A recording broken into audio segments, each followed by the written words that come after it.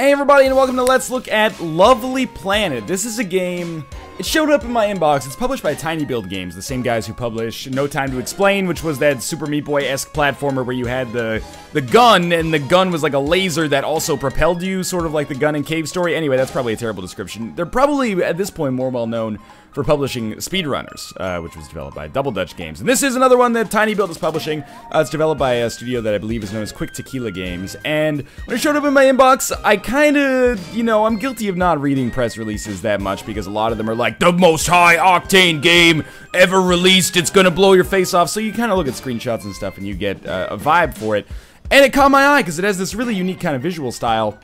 And it's a first-person shooter, but it's almost more of like a Super Meat Boy style or a 10-second ninja style game, if that makes sense. Really short levels that are meant to be like min-maxed, optimized, but it's difficult as well. But it's also got kind of this really cute kind of aesthetic. I've rambled and said nothing meaningful of note in the first 45 seconds here. Let's get started and you'll understand what the heck is going on. Game is available on Steam. I played it without knowing how much it was, so when I checked Steam, I was like, oh, I'm totally willing to recommend this at like $10 or $15, which I expected that it would be. It is $5.10 for its opening week sale, $6 after that, which I think is a crazy economical price for a game like this. I've had a lot of fun so far, and it really does hit those same, or tickle those same kind of nerves that Super Meat Boy or 10-Second Ninja did, where, you can... At first, a level seems kind of insurmountable. You probably won't see that through the early levels here, but at first levels seem kind of difficult, maybe a little bit insurmountable, and then as time goes on, eventually you want to min-max it and get 100% accuracy and just be perfect at it. So what's going on in Lovely Planet? Lovely Planet has these beautiful kind of like plasticine style visuals going on. The gameplay is super simplistic, and I mean that in a positive way. The same way that you might say Super Meat Boy is just about running and jumping, right? This is a game where we have basically unlimited shots for this semi-automatic pinwheel gun. I don't know what you would call it. You can see it kind of shooting there. We use WASD to move around. Our only goals are to A, get to the end of the level, and B, kill all of the enemies on the level. Now, the red stuff that you see here is not necessarily an enemy, but you can kill it because if you walk into it, then it would damage you. So your goal is to finish the level as quickly as possible. At the end of the level, you get the number of stars that you have. You can see the world record, and my time, obviously, is not even close. And you can see your accuracy as well, all of which tie into the number of stars that you get. So let's see if we can set a little bit of a better time here. You can also reset the level instantly if you have to. It was a little better. Not quite world record time, but that's okay. Anyway, let's move along here. So you have to destroy all of the baddies before you leave a level. That's the only prerequisite beyond, not dying yourself. And the enemies that I've encountered so far, they're pretty devilish. Some of them just kind of stand there, some of them shoot you, and you'll be surprised how often you end up getting shoot by them as time goes on. You don't want to shoot the blue ones. That's just that's the message of Lovely Planet, I guess, is that red is bad. Get to the exit here. And it might seem a little bit simplistic right now, but it does kind of like that old school difficulty curve where the first world is super easy. The levels that you encounter here are not very difficult at all, so I'm just going to speed through them quite quickly. But it gets very, very difficult on the next level. Plus, it's like the forest in Super Meat Boy, for example. You just want to min-max it as best as you possibly can, get the highest scores you can. Alright, let's keep moving on here. This really strikes me as the kind of game that, like, Nick or BizSnap or, like, Bananasaurus Rex could get super into and do some really interesting stuff with. I would be remiss, and I want to mention it now, because I don't want to forget, but I would be remiss if I didn't mention how fantastic the soundtrack is. There's a one song per world, so if you're on a world for, like, an hour, that's going to be maybe a little bit grating by the end of that. Oh, I went the wrong way. I got tricked by this level every single time. It might become grating by the end of it, but it's so kind of like, I don't know, it's just really catchy and kind of upbeat and really matches the visual style of the game as well. Hey, try a left turn here to start with.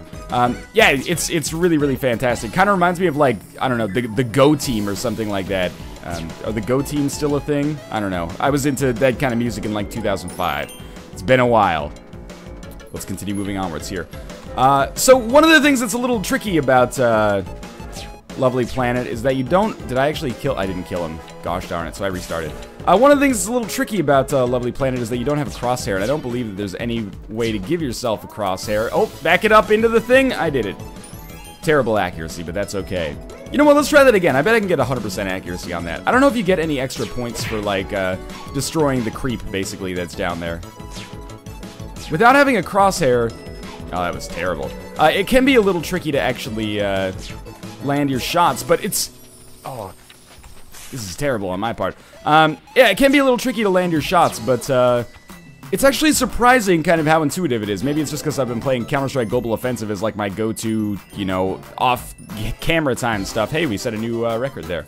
For ourselves, not for the world, obviously. But yeah, you get used to it quickly. And it's got that same kind of like, I don't want to say Super Meat Boy 100 times over the course of this episode, like I always do when a game reminds me of Super Meat Boy, but it's got that same kind of Super Meat Boy thing going on where if you fail a level, you either die or you just press a button and then, you know, half a second later, you're already back into another level. So it never really feels like, I left a baddie alive. I was planning to turn around and shoot him at the last second. But yeah, you never really feel like super frustrated.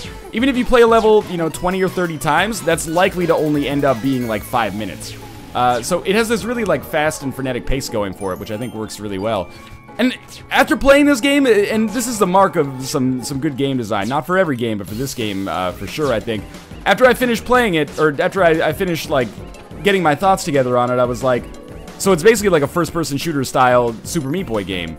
And it was like, why hasn't anyone done that earlier? Because it seems like the smartest idea to have like a, you know, we have these like bite-sized, super hard platformers, but nobody's ever done it for first-person shooters, at least that I'm familiar with. And Lovely Planet not only does that, but it also has this really cool kind of visual style going for it as well. Which was really unique, and the music is fantastic as well. Just all together, this is just like one really excellent and entertaining package. And in a weird way, you know, I've never really had an experience where I considered like a game to be therapeutic, at least that I can really tell. Man, those apples are the worst enemy. So occasionally apples will get launched in the air, as you can see. When they get launched, you have to kill them before they hit the ground. If they hit the ground, then you will instantly fail the mission, which is obviously deleterious for our overall health. But yeah, I've never really had an experience where I was in like a truly traumatic time and I found playing a game to be therapeutic. But I've seen the Steam reviews for this, and a lot of people are saying that like this game just helps you escape from like you know, dark times whenever you're feeling like the world is weighing on your shoulders a little bit. You can get lost in this kind of like you know, really pleasant environment and just feel a little bit happier. And I did feel that to some extent while I was playing. I was like, you know what? This game is like, it's putting me in a better mood. And I'm really impressed by the fact that, you know, not only, with a lot of games like this, or even, you know, myself when I first looked at the press release, I was like, most interesting thing about this game is going to be its visual style. No, it's a good game, but it's also like a game that makes you feel good as well, if that makes sense. And the visual style and the music are also fantastic. It's just, you know, for all the heavy praise that I'm laying on it, is Lovely Planet going to end up, you know, on my Game of the Year list?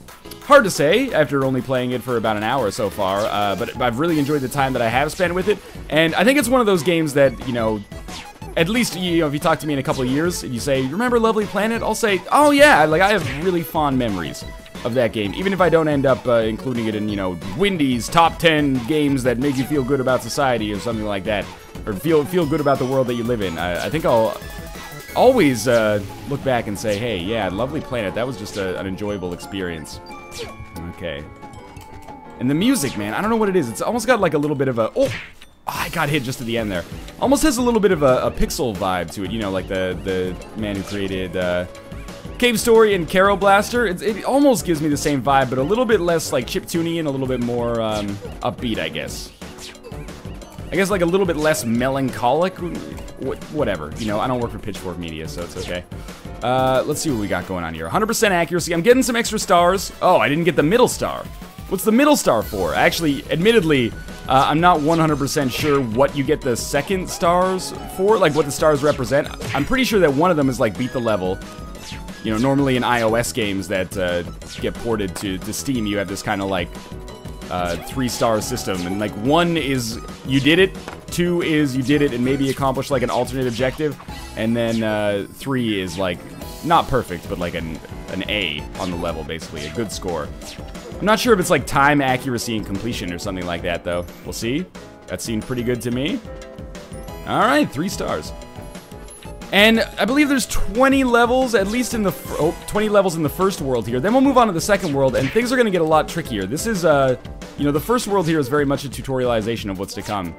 One of the stars might be for shooting all the creep, actually. We'll see. Well, we probably won't see, but it doesn't matter. because I'm having a good time regardless.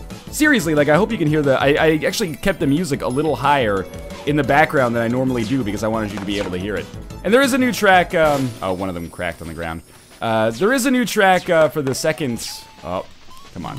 For the second level that you hear as well. I haven't heard the ones for the third and, you know, subsequent levels because I've been kind of stymied by the second level a little bit. I walked on the creep there, which is why, oh, there we go. Which is why I died instantly. Those apples are really going to be the killer for us in the second world. Hey, 3 more stars, good. And this probably goes without saying, but it's a bit of a cliche, but you remember, like, when people describe a game as easy to learn, hard to master. It's pretty much how I feel about this game as well. Oh. But you also gain skill pretty quickly. Like, you know, I just set these original times probably like maybe 15-20 minutes ago before the start of the video. And now, you know, just with a little bit of extra experience, I'm able to crush them pretty easily. So, you know, you do gain skill as time goes on. It seems to be balanced properly. There are some levels that are earlier that are more difficult than levels that come later.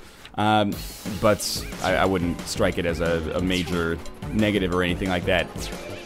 You really do get kind of into I don't want to call it a flow state or something like that, but you get in the zone as you're playing. And especially once you have a level that you've had to play like 6 or 7 times in a row and you get like the patterns down in your head, you can really get into kind of like a groove on it, which is cool.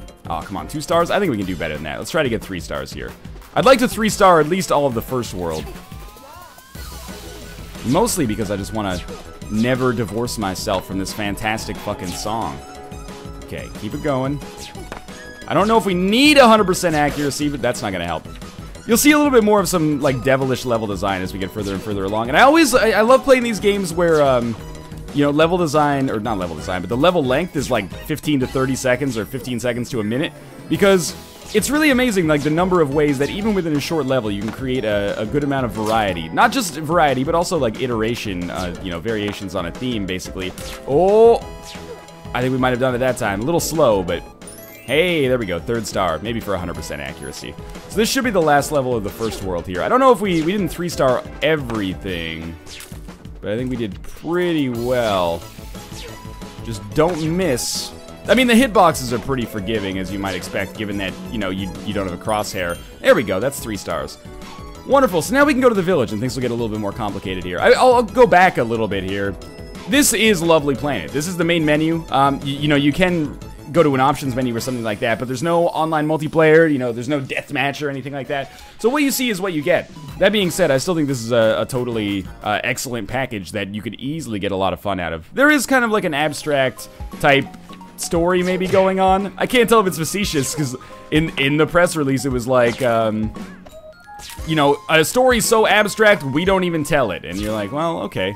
Maybe that's just a cheeky way of saying there's no story. I don't know. I don't really consider it a knock. That was pretty good. 100% accuracy. Not close to the world record. Probably Bananasaurus Rex heard me through the walls of Canada and is now setting his own record times already. Oh, this level is one that took me a long time to get. Let's see if my muscle memory holds up here. Okay, well, obviously my accuracy's not been fantastic, but that's okay. Alright, I made that look easier than it actually is. You gotta believe me on that one. Oh, come on. Do you really need 100% accuracy? I really don't want to, like, try this level 16 times. This one probably took me 4 or 5 minutes to beat on my own. That was terrible. I missed a whole enemy there. Yeah, it probably took me 4 or 5 minutes to beat on my own, which, you know, doesn't sound like a lot, but it's a lot relative to the first levels, which, you know, you can pretty much sight read very easily. So this was kind of like my wake-up call to the fact that, oh, you know, that Super Meat Boy reference isn't just structural, it's also like a reference... I messed it up. It's also a reference to kind of its difficulty as well. It gets, it's not just a game that's meant to be played as meditation. It gets very difficult as time goes on. You gotta stay focused. Apple. Apple. Okay, 100% accuracy, and there we go. So yeah, it's a game that, you know, it rewards skill, which might not be surprising, I guess. But if you're wondering, if you've been seeing people talk about Lucky Planet, and then you look at a screenshot and you're like, I don't want to play that kitty stuff. It's actually, you know, the colorful aesthetic, which is also great, so stop being so close-minded, hides a really kind of hardcore game design philosophy, I think. Ish, anyway. you know, I don't mean hardcore has a lot of connotations, even outside of the pornographic industry, but, it's, I don't mean to say that this is, you know, for, you know, true gamers who, you know, have a mechanical keyboard and, you know, a mouse with 20 buttons. But it is the kind of game that, you know, it rewards practice and perseverance. Oh, well, terrible accuracy. 78. 1 star? I can do better than that. Let's do this. Okay, let's focus on this. Shoot the apple up close. Got you. Close apple. Close apple. Spray and pray. You're done. Oh. It's really that. I guess I should try to hit that guy on the jump. I got it. Alright, get you.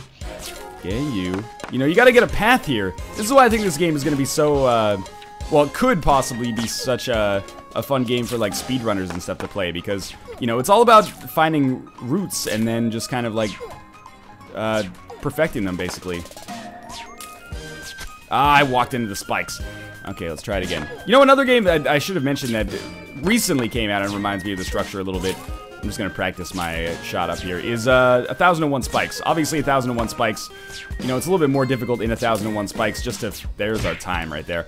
A little bit more difficult in 1001 Spikes just to finish a level, as we saw over the course of my series, which still planning on returning to at some point. Just need to, you know, steel myself mentally for it. But the philosophy is kind of the same, I feel. I really need to shoot that faster so I can get over here faster. That's why my time is so terrible and why I can only get 1 star.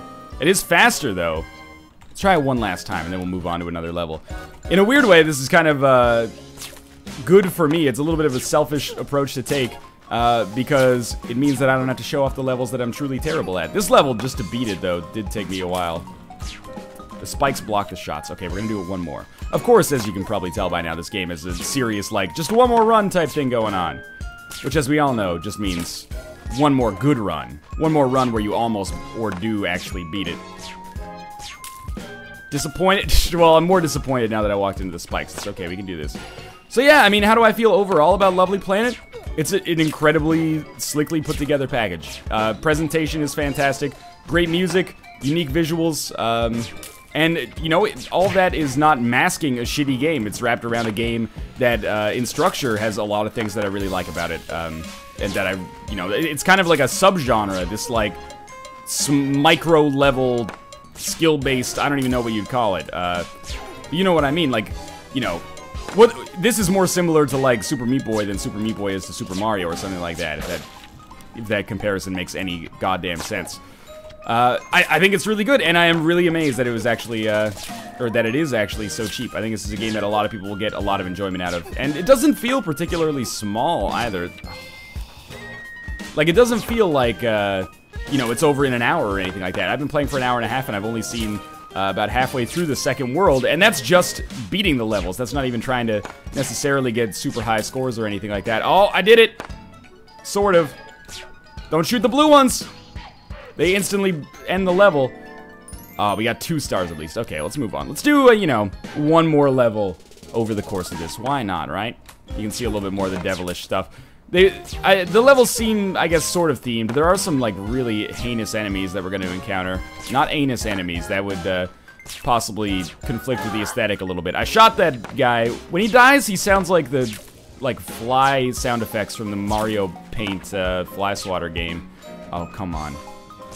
I wonder if that's a deliberate reference or just kind of convergent evolution there. So you gotta shoot that red one so we can actually jump on this platform. You know, just little tricks that you learn through trial and error, of course.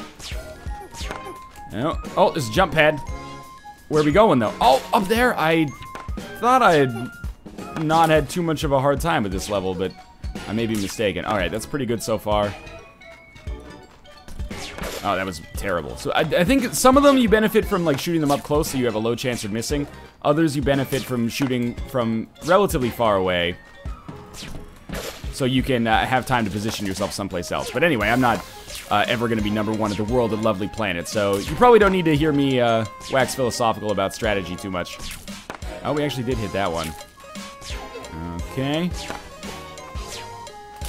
I just took it on face value that we would not get a miss there. Oh, Oh, there was an apple there that I missed. Okay, let's do this. We got it. And seriously, like, I still have not gotten tired of this song.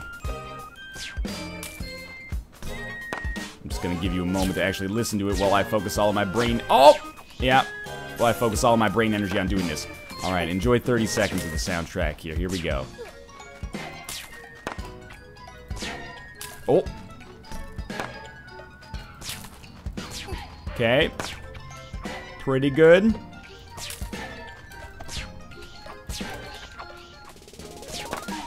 Oh, I was doing so well.